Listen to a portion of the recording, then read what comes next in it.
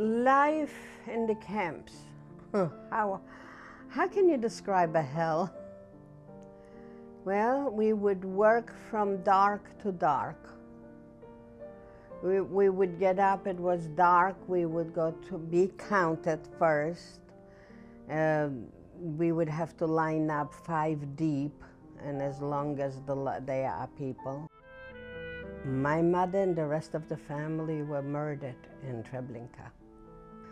I was in 3 camps in Poland and 3 camps in Germany.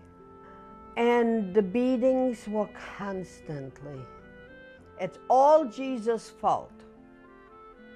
Every time we were hit, the guard would tell us, Jesus told us to hit you.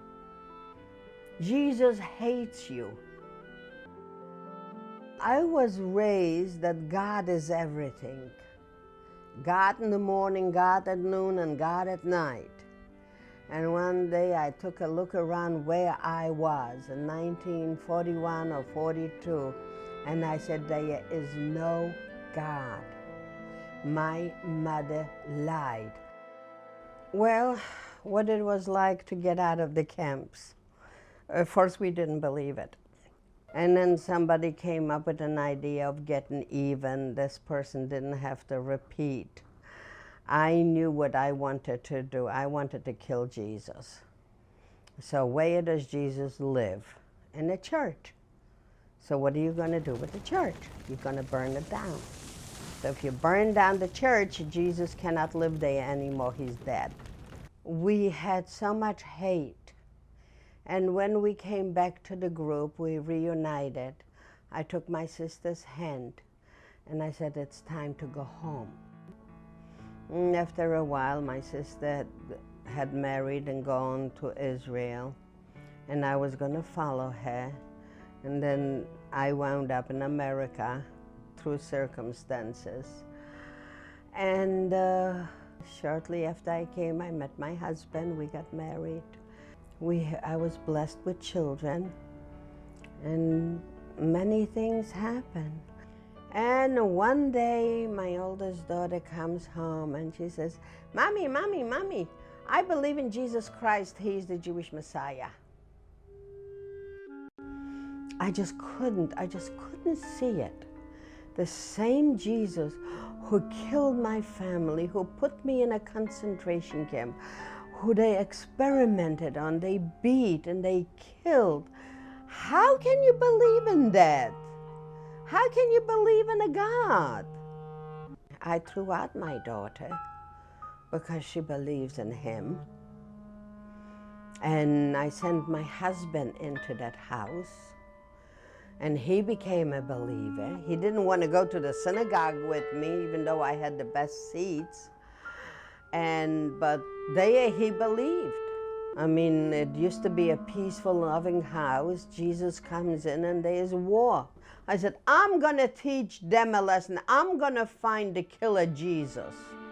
And I went down the basement and I locked myself in. I looked in my Bible. Now, I knew in my Bible, the one the rabbi gave me, there's no Jesus in there. So I put it aside. I picked up my daughter's Bible and I started reading it and reading it and reading it, and I started again to read it because I knew I missed it. I was about 4 or 5 days in that basement. I didn't do housework, I didn't do cooking, I didn't do cleaning. Nobody was allowed to come near me. I was a tyrant. I was a tyrant as it is, but I was really a tyrant at that time. After reading it so many days, I just couldn't find any more excuses. I noticed that he was the lamb, not the lion. And he didn't kill me. He didn't put me in a camp. He didn't kill my family. That he died for me. Did you know that? He died for me. He loved me this much that he gave himself for me. I didn't convert. I'm Jewish, you see.